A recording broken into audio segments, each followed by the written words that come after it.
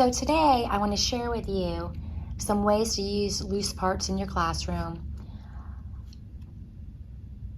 in different centers, in different small groups, and let children use their imaginations. Loose parts are materials that can be combined, carried, combined, redesigned, and lined up, and taken apart and put back together in multiple ways. They are materials with no specific set of directions that can be used alone or combined with other materials. So I'm just show you some simple ideas that you can use materials around your classroom or collect them in nature, and let the kids use their creativity and be in charge of their own play and own learning. So this is one. I typically like to use a book that goes along with my loose parts. So this face needs a nose, or what I like about me. There's a mirror, and I just put different color hair, just threw materials down, and you can make faces. To extend it, I like to have clipboards with pencils where they can draw their face, just so that they're always having something in their hand for fine motor. You not only have to use that for all about me or this is my face, but you can have another area that talks about feelings. So you can have a section opened with a mirror. They can make faces and design how they feel that day. Once again, having writing materials and clipboards available to them is super important. Here's another one, I Spy Numbers. I have numbers with stones and wooden numbers. We have acorns, and just, if you notice, everything in these different areas, I kind of combine them. So the number 5, they have the stone that says 5 seashells. Number 9, 9 gems, the 9 stone. I also included some stamps that have numbers. So you can include Play-Doh in this area, and they can stamp.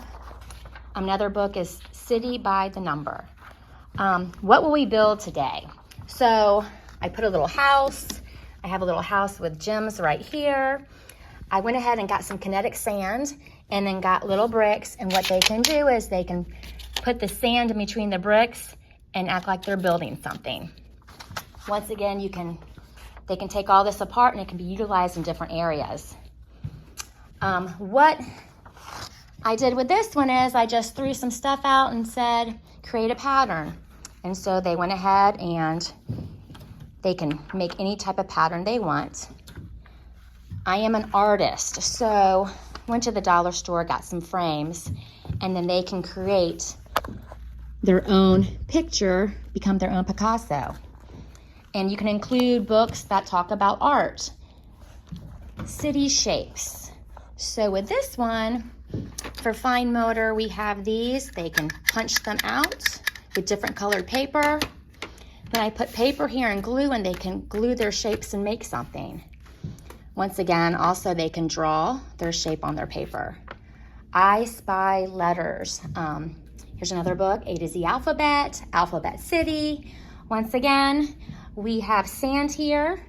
You can pick a letter like K. They can do it with a paintbrush. They can do that with their finger. They can also, I put these out where they can roll out Play-Doh. Play-Doh stamps. Over here, we have We All Belong, the family book. You can do this as my class family. I just put some materials out. I got 2 popsicle sticks and went ahead and just made a frame, and then they come over and they design their family.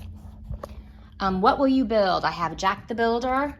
All I did was I combined some loose parts from my other centers, and they just can play with the cups, with the popsicle sticks for color.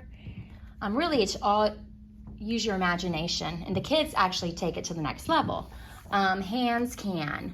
So here for sensory and smell, we have some spices. They can smash it up, get the white Play-Doh, combine it, and then roll it out. And that's just some simple, easy activities that I've included today. I hope you enjoyed.